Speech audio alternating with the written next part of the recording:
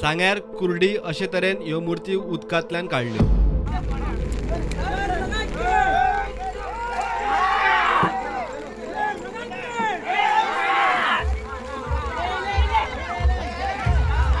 घडये पुनर्स्थापणुके खातीर आदल्यो मुर्त्यो उदकांत सोडल्या आसुये म्हूण पुरातत्व खात्याक दिसता.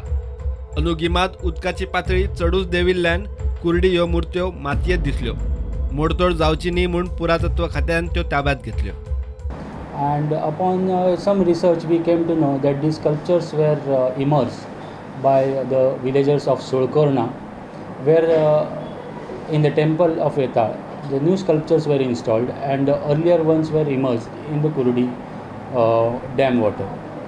And this year, because of the drought, these sculptures were exposed. These sculptures are datable to 14th century based on the art and style which is depicted on the sculpture.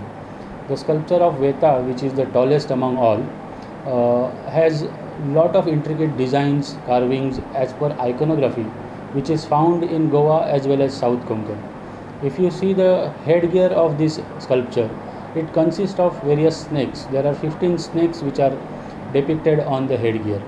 If you see the shoulder, these are tied with snake. These are called as Nagabandha.